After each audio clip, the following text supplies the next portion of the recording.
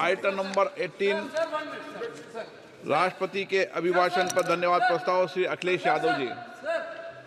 Sir, you all explain the entire speech of Rahul Gandhi. On which route, sir? Sir, how can you explain the speech? You are not even touch the. Sir, Anurag Thakur has given entire speech. There is no touch on his speech. Only Rahul Gandhi's speech was expunged. Why, sir? Why, sir? Why, sir, expunged?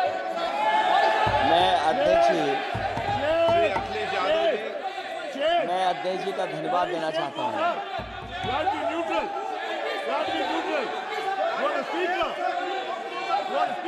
अध्यक्ष महोदय,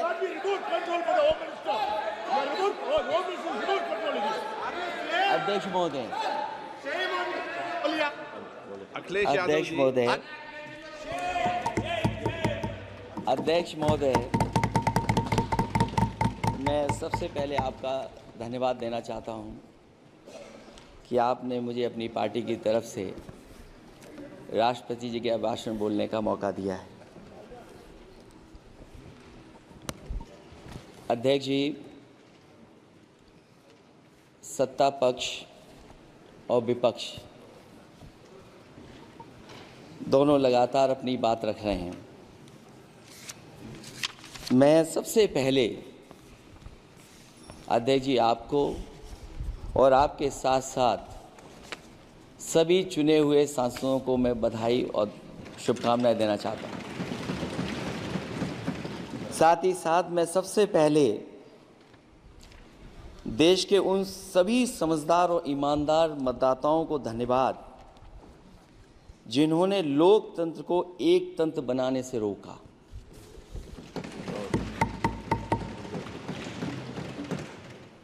चुनाव के समय पर अध्यक्ष जी ऐसा कहा गया कि 400 पार। मैं समझदार जनता को फिर एक बार धन्यवाद दूंगा और मैं कुछ कहना चाहता हूं कि आवाम ने तोड़ दिया हुकूमत का गुरूर, दरबार तो लगा है पड़ा गमगीन में बेनूर है पर। अध्यक्ष महोदय, दरबार तो लगा है पर बड़ा गमगीन बेनूर है और पहली बार ऐसा लग रहा है हारी हुई सरकार विराजमान है। जनता कह रही है चलने वाली नहीं सरकार। अध्यक्ष महोदय, जनता कह रही है चलने वाली नहीं, ये गिरने वाली सरकार है। और क्योंकि ऊपर से जुड़ा कोई तार नहीं, नीचे कोई आधार नहीं, अधर में जो है अटकी हुई वो तो कोई सरकार नहीं। दरअसल पूरा इंडिया समझ गया है कि इंडिया ही प्रो इंडिया है। इस चुनाव में इंडिया अलायंस की नैतिक जीत हुई है। ये पीडीए इंडिया की सकारात्मक राजनीति, पॉलिटिक्स जो पॉजिटिव है, पॉजिटिव पॉलिटिक्स की जीत हुई है। ये इंडिया पीडीए की सोशल जस्टिस मुहिम की विक्ट्री है। 2024 का परिणाम हम इंडिया वालों के लिए जिम्मेदारी से भरा पैगाम भी है। और अगर हम यूँ कहें अध्यक्ष महोदय कि 15 अगस्त 1947 अगर उपनिवेशिक राजनीति से आज़ादी का दिन था तो 4 जून 2024 देश के लिए सांप्रदायिक राजनीति से आज़ादी का दिन रहा। ये सांप्रदायिक राजनीति के अंत और सामुदायिक राजनीति की शुरुआत है। जहां सांप्रदायिक राजनीति का अंत हुआ है वहीं सामुदायिक राजनीति की शुरुआत हुई है। सबसे अच्छी बात हुई ये है कि इस चुनाव में सांप्रदायिक राजनीति की हमेशा के लिए हार हो गई। अध्यक्ष महोदय, कहने को सरकार ये कहती है कि ये 5th लार्जेस्ट इकोनॉमी बन गई है और जीडीपी के मामले में 5th वर्ल्ड की इकोनॉमी बन गई है। लेकिन अध्यक्ष मोदी, ये सरकार क्यों छिपाती है कि अगर ये हमारी सबसे लार्जेस्ट इकोनॉमी, अगर हम 5वें नंबर पर हैं, तो हमारे देश की पर कैपिटा इनकम, प्रति व्यक्ति आय हमारे किस स्थान पर पहुंची है। और हम लोगों ने तो अध्यक्ष महोदय देखा है कि अगर दिल्ली की सरकार ने कहा होगा कि $5 ट्रिलियन की इकोनॉमी बनेगी, तो जहां से प्रधानमंत्री जी चुन करके आते हैं, वहाँ का प्रदेश के सरकार भी कह रहे कि हम $1 ट्रिलियन इकोनॉमी बना लेंगे। देश की इकोनॉमी कहाँ पहुँच गई, पर कैपिटा इनकम क्या है। लेकिन अगर उत्तर प्रदेश की इकोनॉमी को अगर $1 ट्रिलियन की इकोनॉमी बनना है तो कम से कम 35% की ग्रोथ चाहिए। मुझे नहीं लगता है कि 35% की ग्रोथ उत्तर प्रदेश पा पाएगा। हम हंगर इंडेक्स में कहाँ खड़े हैं, नीचे से कहाँ हैं। जो 5th लार्जेस्ट इकोनॉमी की बात कर रहे हैं, वो इनइक्वालिटी के पैरामीटर पे कहाँ खड़े हैं, वो हैप्पीनेस इंडेक्स में कहाँ खड़े हैं। और जो लोग चुनाव को अपने तरीके से मोड़ते हैं, मैं उन्हें कहना चाहता हूं कि अध्यक्ष महोदय, इस चुनाव के परिणाम ने तोड़ने वाली राजनीति को तोड़ दिया है और जोड़ने वाली राजनीति की जीत हुई है। इस चुनाव में धन छल बल की नकारात्मक राजनीति की शिकस्त हुई है। ये चुनाव जो देश का हुआ, ये सकारात्मक राजनीति का नया दौर शुरू हुआ है। इस बार प्रो कॉन्स्टिट्यूशन वालों की जीत हुई है। हम मानते हैं संविधान ही संजीवनी है, उसी की जीत हुई है। ये संविधान मंथन में संविधान रक्षकों की जीत हुई है। अब ऊपर से नीचे की राजनीति का अंत हो गया है। अब नीचे से जो समाज की जो आवाज़ उठेगी, वही राजनीति का आधार बनेगी। मैं कहना चाहता हूं कि देश किसी की व्यक्तिगत महत्वाकांक्षा से नहीं, जन आकांक्षा से चलेगा। मतलब अब मनमर्जी नहीं, जनमर्जी चलेगी। इस चुनाव का बड़ा पैगाम यही है।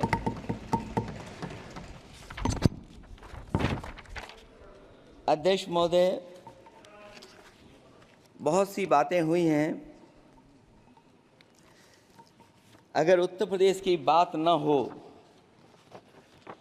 क्योंकि अध्यक्ष महोदय सबसे बड़ा प्रदेश जहाँ है, उसने हर बार दूसरे दल को समर्थन देकर के सरकार बनाई। मैं उन्हीं लोगों से कहना चाहता हूँ कि लोग क्यूटो की फोटो लेकर बनारस की गलियों से लेकर के गंगा जी तक ढूंढ रहे हैं। उनको लगता है जिस दिन माँ गंगा साफ हो जाएंगी, शायद उस दिन कहीं क्यूटो उसकी गोद में कहीं मिल जाएगा। बनारसी लोग चाहते हैं कि कोई गंगा जी के भी तल में उतरकर उसका दर्द भी जाने। उत्तर प्रदेश की जनता का बस यही आग्रह है कि जिस गंगा जल को हाथ में लेकर सच कहने की कसम खाई जाती है, कम से कम उस गंगा जल से तो झूठ ना बोला जाए।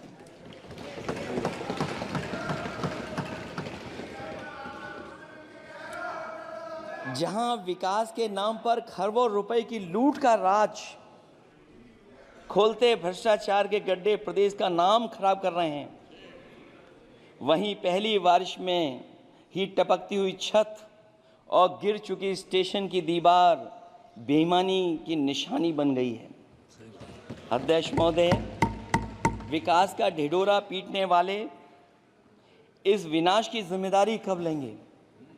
और रही सच्चे विकास की बात, तो हमने जो सड़क बनाई उस पर हवाई जहाज उतरे थे, और उत्तर प्रदेश की मुख्य नगरी में सड़कों पर नाव उतरी हैं। और अभी बारिश और हो जाएगी तो नाव से भी चलना पड़ेगा।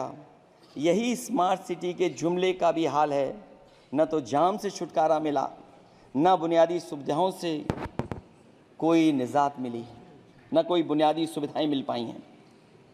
मुझे याद है अध्यक्ष महोदय, देश के प्रधान सांसद जी ने अनाथ पशुओं के बारे में बहुत कुछ कहा था। अनाथ पशुओं की समस्या से छुटकारा दिलवाने के लिए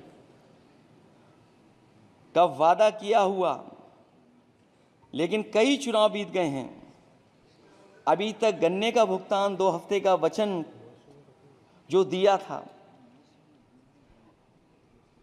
कहां दिया था? अब तो वचन देने वाले को भी याद नहीं है। हर बात को जुमला बना देने वाले लोगों के ऊपर से जनता का भरोसा उठ गया है। इसीलिए बहुमत की सरकार नहीं है, ये सहयोग से चलने वाली सरकार है। डबल इंजन के नाम पर उत्तर प्रदेश को टकराहट के सिवा कुछ हासिल नहीं हुआ है। उत्तर प्रदेश में प्रभुत्व की लड़ाई 2 लोगों को आपस में लड़ा रही है, लेकिन उसकी मार जनता को सता रही है। पिछले 10 सालों की उपलब्धि बस इतनी रही कि एक शिक्षा परीक्षा माफिया का जन्म हुआ। अध्यक्ष महोदय, जिस समय चुनाव में थे और उत्तर प्रदेश में वो हालात देखे हैं कि नौजवान जब भी तैयारी कर करके जाता था और परीक्षा दे करके लौटता था तो उसको पता लगता था कि पेपर लीक हो गया। और उत्तर प्रदेश में केवल एक पेपर लीक नहीं हुआ है, जितनी भी परीक्षाएं हुई हैं सब पेपर लीक हुए हैं। केवल उत्तर प्रदेश ही नहीं, मैं माननीय सांसद की तरफ से सुन रहा था, कई ऐसे प्रदेश हैं जहां पर परीक्षाएं देने तो बच्चे गए, लेकिन वहां भी पेपर लीक हो गया। और अभी जब 4 जून को रिजल्ट आया, उसके बाद जो बात उठी है, देश की सबसे प्रेस्टिजियस परीक्षा, उसका भी पेपर लीक हो गया। और आखिरकार ये पेपर लीक हो क्यों रहा है? सच्चाई तो ये है कि ये सरकार पेपर लीक इसलिए करा रही है कि सरकार नौकरी नहीं देना चाहती, रोजगार नहीं देना चाहती, उन नौजवानों का भविष्य नहीं बनने देना चाहती। पिछले 10 सालों की उपलब्धि बस इतनी रही है कि एक शिक्षा परीक्षा माफिया का जन्म हुआ है, जिसने तथाकथित अमृतकाल में युवाओं के भविष्य की आशाओं को ही जहर दे दिया है। जो सरकार उम्मीद को मार दे, वरना तो वर्तमान को सुधार सकती है, न भविष्य को संभाल सकती है। सरकार आशा का प्रतीक होनी चाहिए, निराशा का नहीं। जनता चाहती कि हर समस्या के लिए बीते कल को जिम्मेदार ठहराने के बहाने को सरकार छोड़े और आने वाले कल की बात करे। अगले 1000 साल के झूठे सपने दिखाने वाले अगले महीने होने वाली परीक्षाओं के लीक न होने की गारंटी कब लेंगे? जनता अब न तो किसी बहकावे में आएगी और न किसी के बहलावे फुसलावे में आएगी।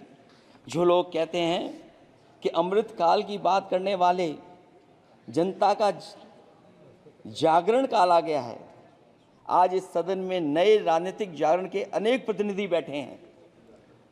अब जब बात होगी तो सच्ची बात होगी और जनता को पूरी सच्चाई के साथ हम लोग अपनी जिम्मेदारी के साथ बात रखेंगे।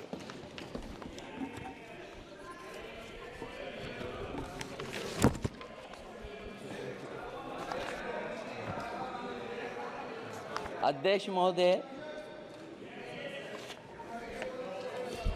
एक जीत और हुई है, एक जीत और अध्यक्ष महोदय हुई है। मैं जानता हूं सत्ता पक्ष बैठे वाले लोग समझ गए होंगे। अयोध्या की जीत भारत के परिपक्व मतदाता की लोकतांत्रिक समझ की जीत है। और हम तो अध्यक्ष महोदय यही सुनते आए हैं, होए वही जो राम रची राखा, यह है उसका फैसला। अध्यक्ष महोदय, होई वही जो राम रची राखा, यह है उसका फैसला।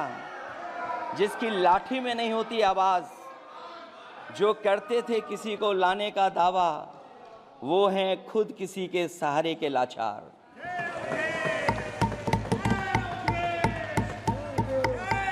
अध्यक्ष महोदय, मैं फिर कह देना चाहता हूं, होई वही जो राम रचि राखा। यह है उसका फैसला जिसकी लाठी में नहीं होती आवाज। जो करते थे किसी को लाने का दावा, वो हैं खुद किसी के सहारे के लाचार। हम अयोध्या से लाए हैं उनके प्रेम का पैगाम।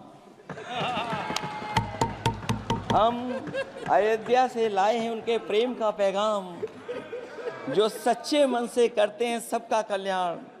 सदियों में जन जन गाता है जिनके गान, अभय दान देती जिनकी मंद मंद मुस्कान, मानवता के लिए उठता जिनका तीर कमान। अध्यक्ष महोदय, जो असत्य पर सत्य की जीत का है नाम, उफनती नदी पर जो बांधे मर्यादा के बांध, वो है अवध के राजा पुरुषोत्तम प्रभु राम। हम अयोध्या से लाए हैं उनके प्रेम का पैगाम।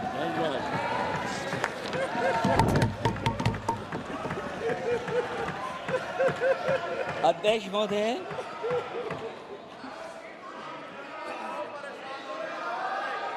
अध्यक्ष महोदय, कुछ बातें हैं।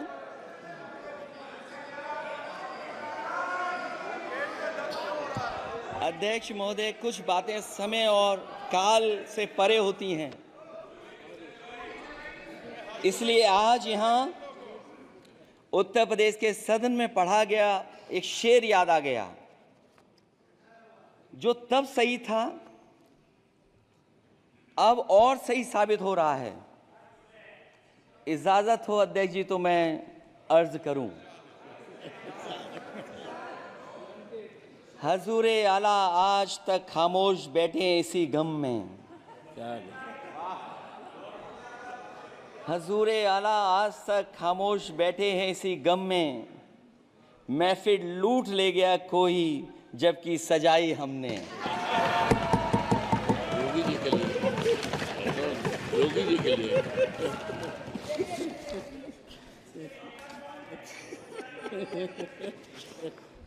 अध्यक्ष महोदय,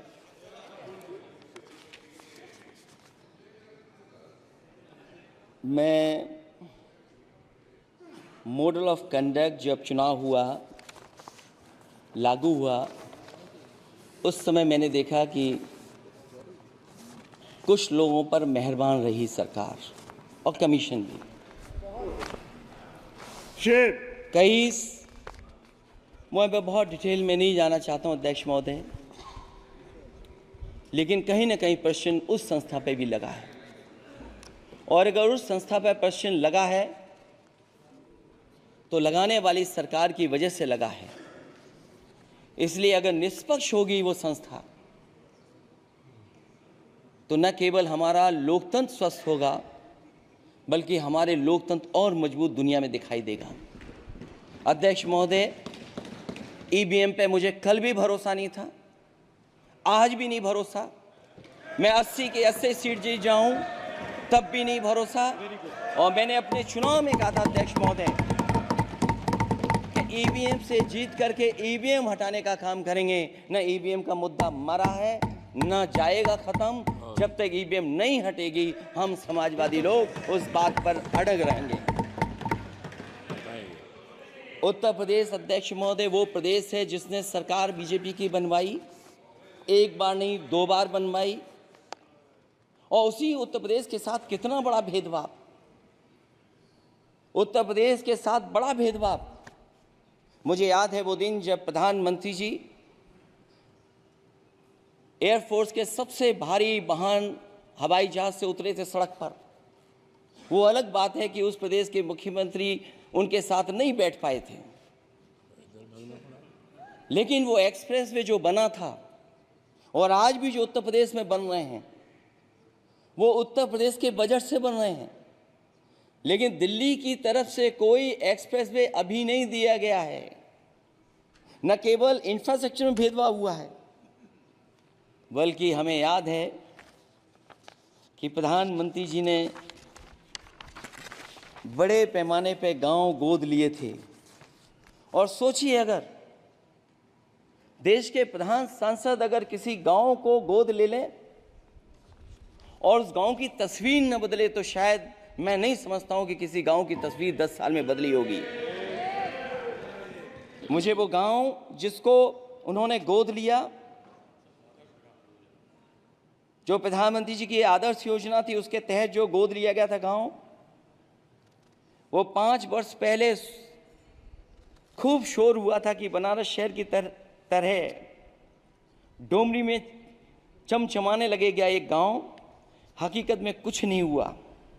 उसकी दुर्दशा वैसी की वैसी है, जैसे था गांव वैसा ही का वैसा है। टूटी सड़कें, कच्ची पगडंडियां, उखड़े और टूटे हुए ईंट के खंजे, बदहाल हैंडपंप, पावरलूम और पंखे के जाली के कारखाने को आखिर कब तक रफ्तार मिलेगी जो उस गांव में काम होता था, लोग करते थे। खाली पड़े रसोई गैस के सिलेंडर, अंधाधुंध बिजली कटौती के बीच इस गांव के लोगों को हर सुबह मजदूरी की कभी ना खत्म होने वाली तलाश आखिर कब पूरी होगी। तो सोचिए, एक गांव की तस्वीर ये है। जो गांव कभी गोद लिया गया था, उस गांव की भी तस्वीर नहीं सुधर पाई है। जो भाजपा के स्मार्ट सिटी के झूठे सपने में गांव के लिए कोई जगह नहीं है। अपने गांव गोद लेने की जो बात कही थी, क्या वो भी जुमला था अध्यक्ष जी? पता नहीं जिस गांव को गोद लिया था उसका नाम भी किसी को याद है कि नहीं। मैं नाम पूछ करके किसी को शर्मिंदा नहीं करूंगा, क्योंकि अगर नाम याद है तो ये तो और भी बुरी बात है कि अपने नाम याद रखने के बावजूद भी कुछ नहीं किया। जिसे गोद लिया जाता है उसे अनाथ बनाकर छोड़ देना अच्छी बात नहीं है। और अगर तस्वीर अध्यक्ष महोदय बदली हो 10 साल में उन तमाम गोद लिए हुए गांवों की, तो मैं सत्ता पक्ष के लोगों से कहूंगा जरूर इस सदन में बात रखें, जरूर बताएं आप।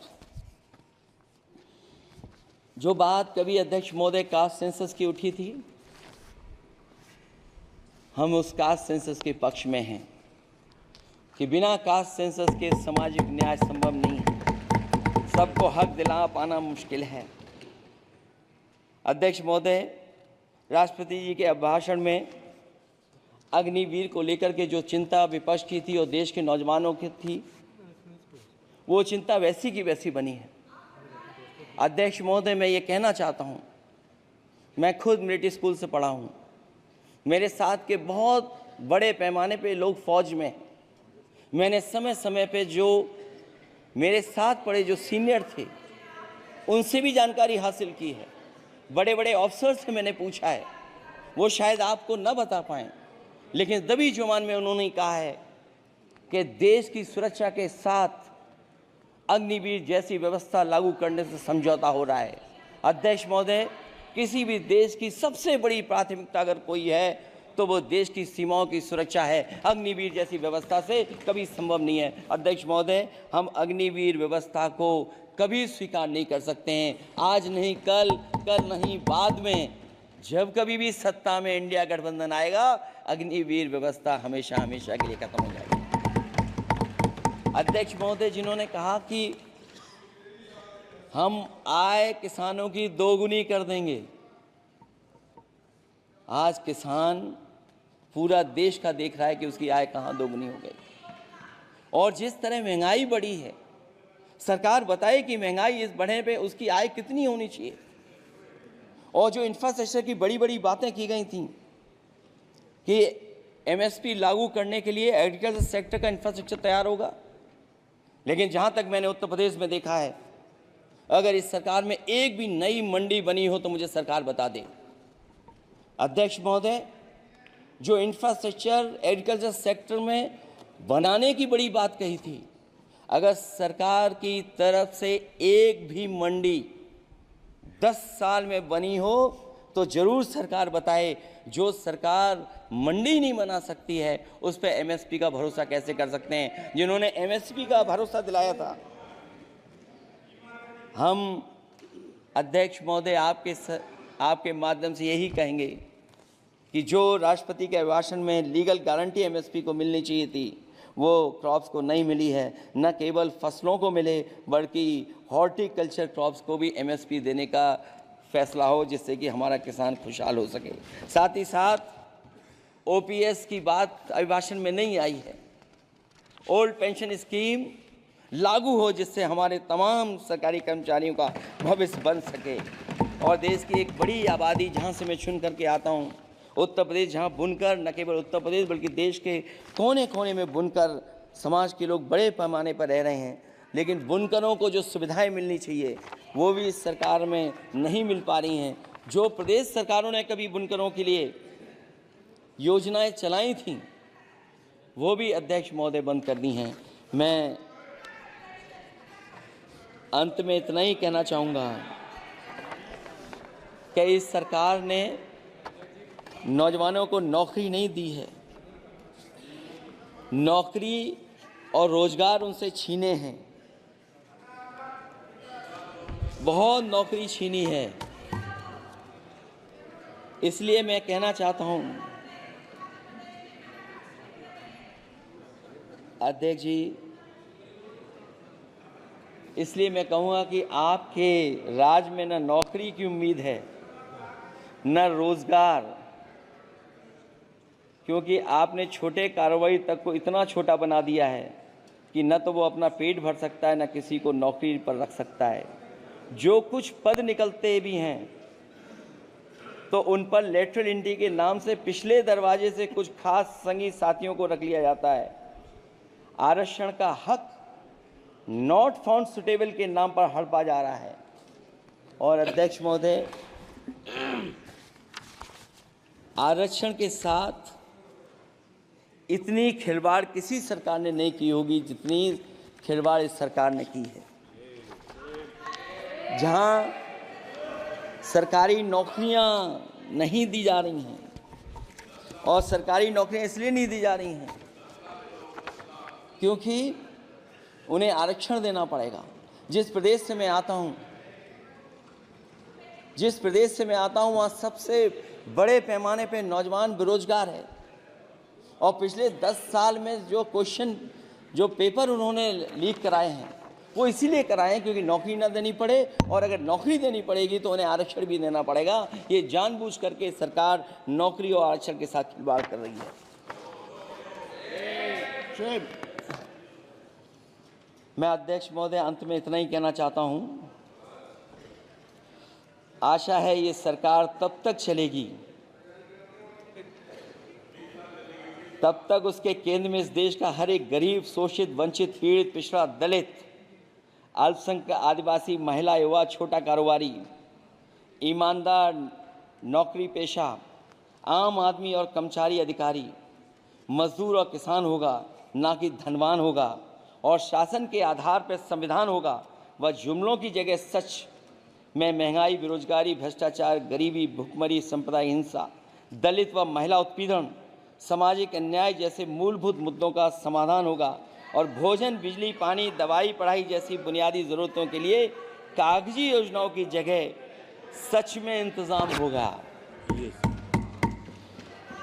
मैं एक बार फिर उत्तर प्रदेश की समझदार जनता द्वारा सबसे बड़ी पार्टी चुने जाने के साथ साथ इंडिया गठबंधन समाजवादी पार्टी और कांग्रेस को सबसे ज़्यादा सीटें जिताई, उसके लिए मैं उत्तर प्रदेश की जनता